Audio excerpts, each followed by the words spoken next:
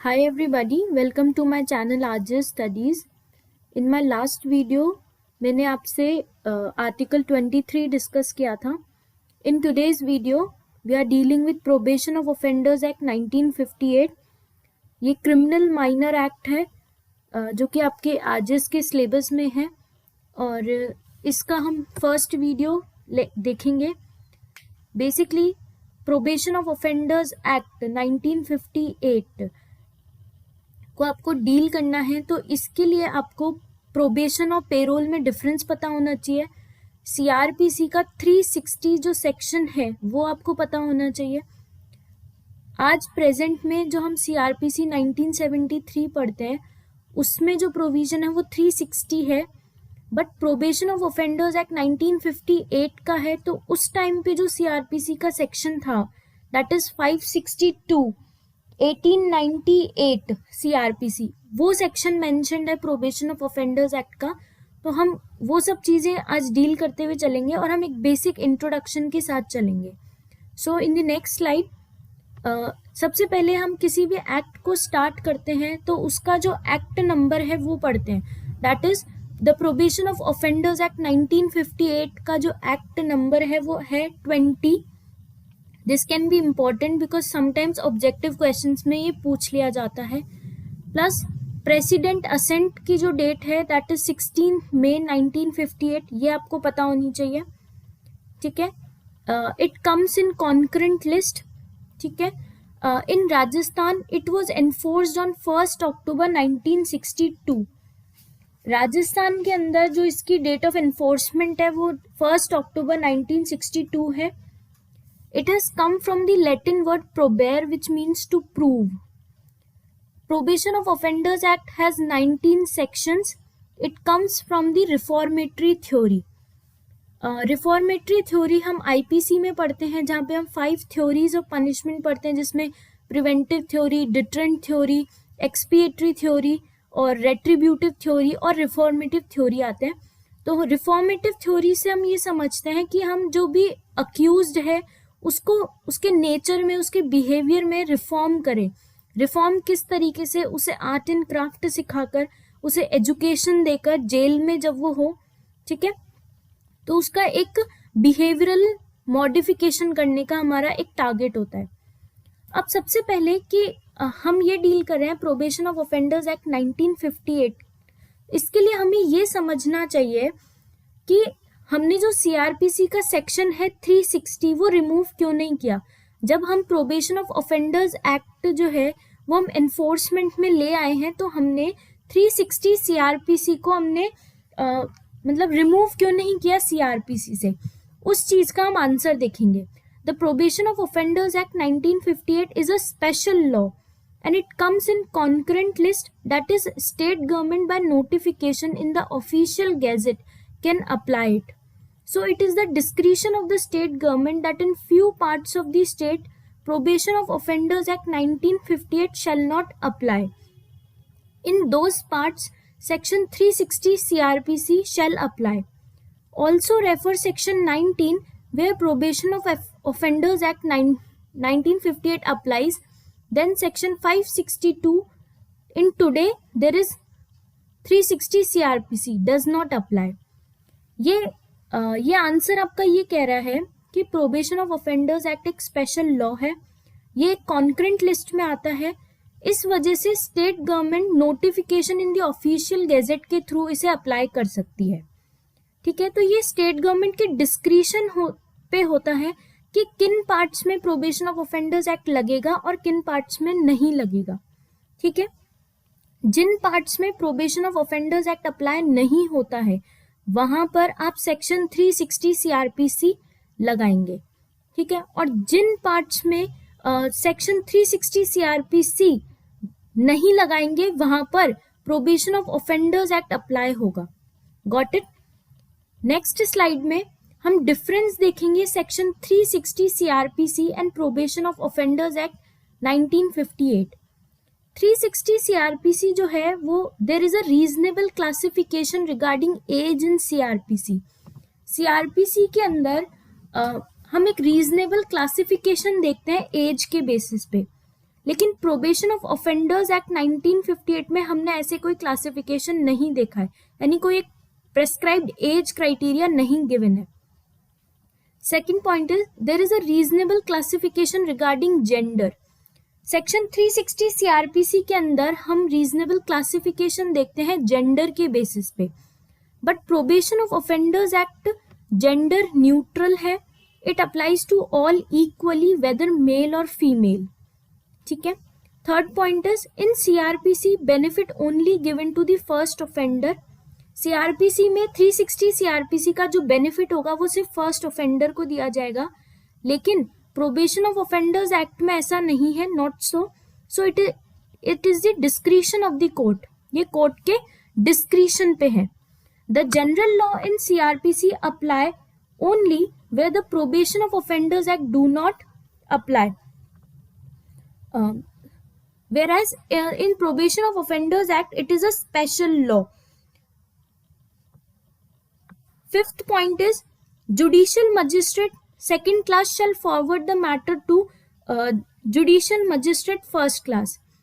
Section 360 CrPC के अंदर जो जुडिशियल मजिस्ट्रेट सेकंड क्लास होता है वो मैटर किसको फॉरवर्ड कर सकता है, जुडिशियल मजिस्ट्रेट फर्स्ट क्लास को. और प्रोबेशन ऑफ ऑफेंडर्स एक्ट 1958 में ऐसा कोई प्रोविजन नहीं है. I hope this is clear to you. ये तो हमने डिफरेंस देखा. अब बार बार हम ये डील कर रहे हैं कि सेक्शन 360 है क्या सीआरपीसी का. सेक्शन 360 सीआरपीसी ये बोलता है कि order to release on probation of good conduct और आफ्टर एडमोनिशन. मतलब जो कोर्ट है वो किसी भी पर्सन को प्रोबेशन पे रिलीज कर सकती है जब उसका कोई गुड कंडक्ट उसको लगे, प्लस एडमोनिशन. एडमोनिशन वर्ड का मतलब होता है चेतावनी. ठीक है. उसको सिर्फ समझाकर और चेतावनी देके कि नेक्स्ट टाइम आप ऐसा ऑफेंस ना करें, ये समझाकर उसे छोड़ दिया जाता है ऑन प्रोबेशन पे. ठीक है. इसी चीज को हम इसको इलैबोरेट और डील करेंगे और डिफरेंस देंगे प्रोबेशन को और पेरोल से. तो हम difference between probation and payroll पढ़ेंगे.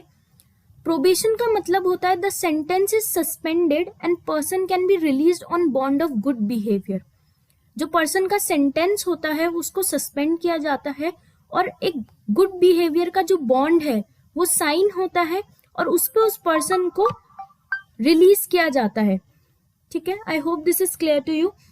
ये जो बॉन्ड है वो हम सेक्शन 4 के अंदर पढ़ेंगे प्रोबेशन ऑफ ऑफेंडर्स एक्ट के. Whereas in payroll, a convicted person is released for some time on some conditions.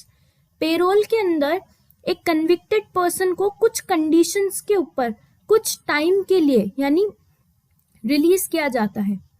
Second point में प्रोबेशन जो है वो देना किसका काम है, कोर्ट का काम है. It is a judicial work.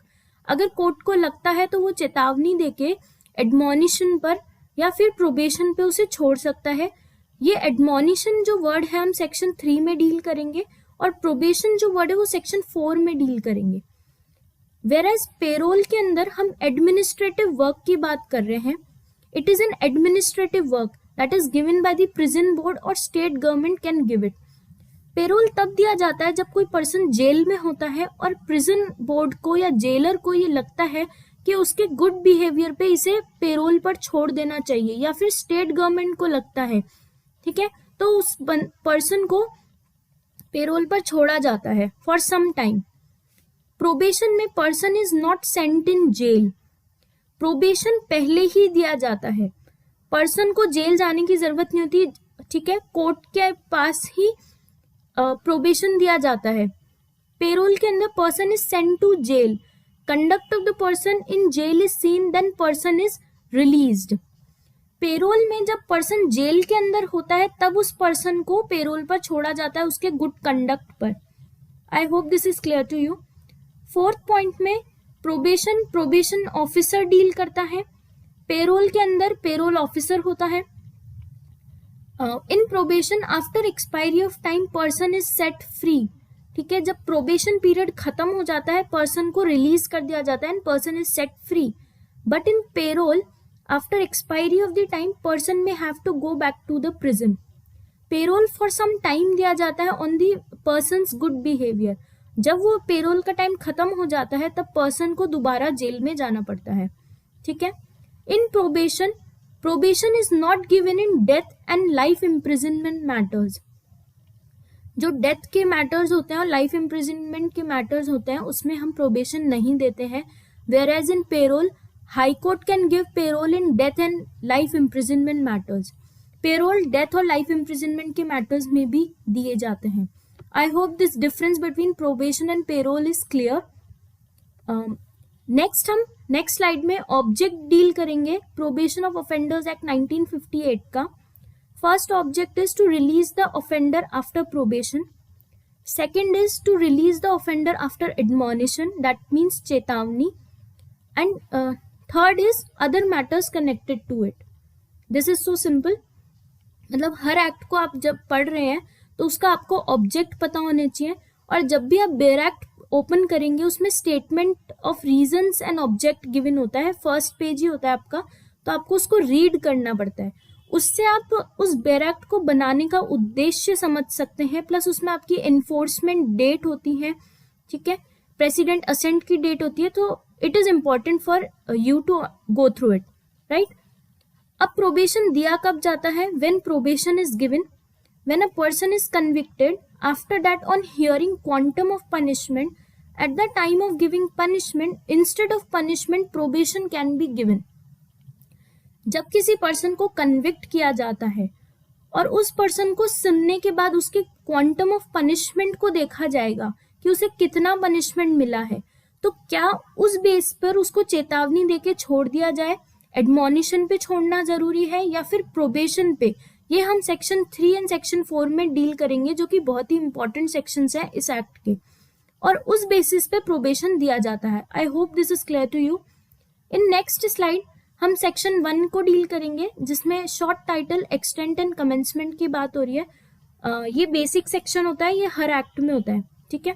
This act may be called the probation of offenders act 1958। It extends to the whole of India.